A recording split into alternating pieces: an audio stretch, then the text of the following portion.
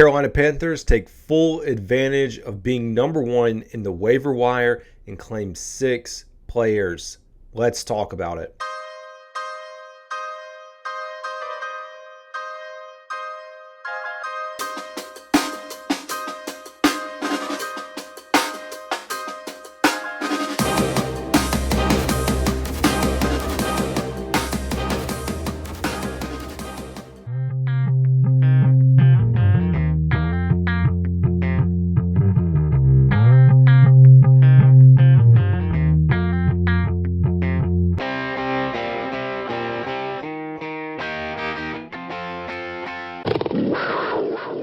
What is going on, Panthers Nation? Carolina Dad here. Hey, if you're here, please hit that subscribe button or follow.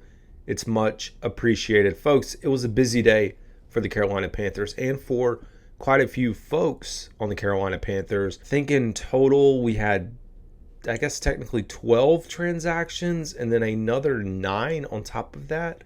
If I can do math, that should be 21? 21 total transactions. This includes the 6 players that were claimed off of waivers, the 6 players that were released in corresponding moves, and then the 9 players that were signed to the practice squad. Hey, folks, I told you the roster that we looked at yesterday was going to be different than the one we look at today, and it could be even different tomorrow. What's going to happen is all these other waiver claims, and I think there may have been, 35, 40 waivers across the entire NFL. Teams are going to have to make corresponding moves to claim those guys, and you have another pool of players that are going to be open for the Panthers who sit at number 1. And they were aggressive. I didn't think they'd be this aggressive. I only had last year to go off as a blueprint where they claimed 3 players off of waivers. It was a very different situation, but they said, you know what? We're going to go out here and we're going to get some cornerbacks. And we got to hear from Dave Canales today, who was asked about the state of the cornerback room, at least prior to bringing all these waiver claims in. And he feels good about it now, which tells us that maybe he didn't feel so good about it in the beginning. But let's go ahead, jump into the list. The Panthers claimed Buccaneers cornerback Keenan Isaac, former Jets cornerback Shamar Bartholomew, and they did mention that the Panthers got to see him in person during the joint practice, and that's the reason that they brought him over.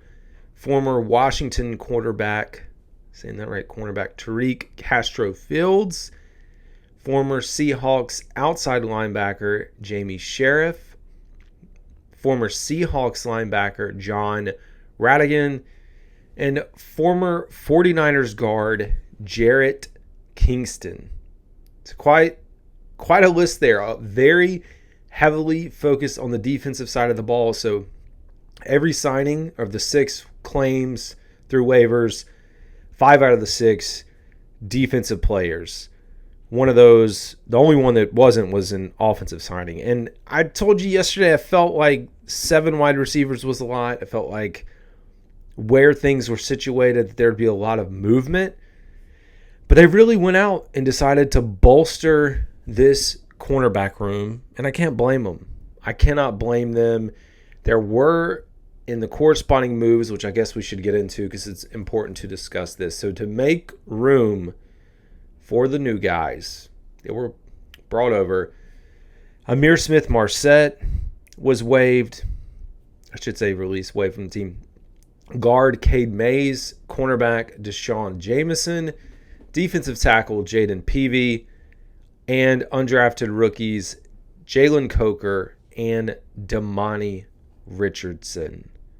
So it rounds it out. It felt, in my opinion, once all this news came out, the Panthers were probably scared if they put Jalen Coker and Damani Richardson like in the first wave. There was a good chance, or a decent chance, that these guys would get picked up, so they put them on the 53. All the other teams make their initial claims. They get down to their number. Now you're dealing with a much smaller group, and odds are these guys should clear waivers. Like, I personally don't think we're going to have any issues. I would expect, now, Ihmir Smith-Marsette, I do think he'll clear. I think maybe he comes back, or at least I hope he does. he brings a lot of versatility in as a returner, and we got to see him throughout the preseason in the passing game. Cade Mays, I think, like I talked about a little bit with the injury, I don't know how injured he is and or was. Cornerback Deshaun Jameson, who I thought had a good camp. It's hard to justify not waiving him or someone else. It's kind of the odd man out there when you sign a Mike Jackson. And for those who don't know, Mike is in Michael Jackson did confirm that he likes to go by Mike for football. And defensive tackle Jaden Peavy, like we said, Jalen Coker and Damani Richardson. I felt like, I know a lot of people love Jalen Coker, and I still do too. We are just so infatuated with this guy. And I get it. He's an undrafted free agent. But folks, he was undrafted, and we weren't the only team to pass on him time after time as we went on the clock. I do think he's a great stash if you can get him on the practice squad and retain him and help him develop, because next year it's going to be a need. So now the question, though, is the state of the current roster, because when you start to make some adjustments here, you now have 5 wide receivers. That's it. 5 wide receivers. So Deontay Johnson, Adam Thielen, Jonathan Mingo, Xavier Legette, and David Moore. When it comes to return duties, we got confirmation that David Moore, Raheem Blackshear, highly capable. Both of those guys really interchangeable when it comes to returns. And we know also Xavier Legette during his time in college was a kick returner. So that rounds out your active roster. Now let's talk about the practice squad. So practice squad is going to be filled with guys that were waived yesterday, and now we're bringing them back in because they've cleared waivers. So we've got Jordan Matthews. I'm excited to have him, even though I really wish he was on the 53. I know he's up in age, but I just like what we saw, not just in the preseason, but leading up to this, numerous accounts of his leadership in the locker room and what he means to this team and the work he's put in. Mike Boone, which is great. Safety Alex Cook. Linebacker Chandler Wooten. Defensive lineman TJ Smith and Walter Palmore. Outside linebacker Kenny Dyson. Guard Mason Brooks. And quarterback Jack Plummer. There was also an additional signing, and I don't know if I'm going to be able to find this. Sorry, folks, it's been a long day, man. I'm halfway sick, so trying to keep up to speed with everything that's happening. There was an additional pick for the practice squad, and I retweeted it hours ago, and I'm probably not going to be able to find it, which is okay. But as I try to find it, here we go. It's cornerback Lonnie Johnson Jr. So he is signing with the practice squad initially, and they plan to elevate him by week 1 or for week 1 per Tom Pelissero. So there we go. Now I got it all rounded out. Now, one name that did, all the Panthers players from yesterday did officially clear waivers. Now, Terrace Marshall Jr. has signed with the San Francisco 49ers to their practice squad. Again, once you pass through waivers, you're essentially a free agent. So you've got the vested veteran route where you become a free agent. Then you have a guy who clears waivers, and it's really up to them finding a position. I wish the best for Terrace Marshall. I think a lot of folks in Carolina may question, it felt like a loyalty thing with David Moore, and I'm a fan of David Moore. It also just felt like in general that in most cases the team is really uprooting this thing. And when you went 2-15, it's hard to justify keeping the same folks, same processes. Just get a fresh look. See what you can do. Start to build this scale. Go up from 2 wins. And yeah, that's all we need to see.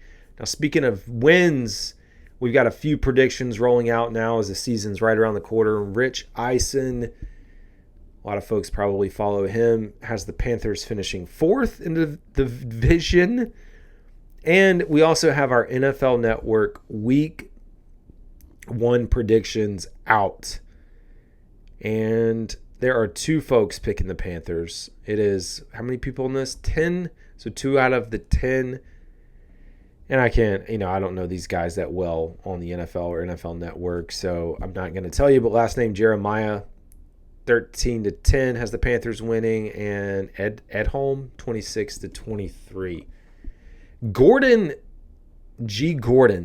has the Saints winning 9-5. Like, dude, you are you kidding me? 9-5. Weird times. So, hey, this is the state of where we are. We did hear from Canales again, too, and the team, Bryce. A lot of folks today over the past day. Well, I guess we heard technically from Bryce yesterday, but round scheme, getting ready for the Saints, not really happening right now. But I anticipate, game plan getting installed, getting prepared for that over the next, day or two. Things are going to ramp up, man. We got college football right now happening.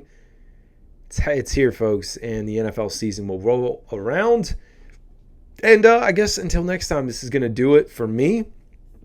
I appreciate y'all. Folks, we're about to hit a major milestone on the podcast side with almost 10,000 lifetime downloads, which is incredible. So I appreciate you folks. Until next time, this is Carolina Dad. Y'all have a good one.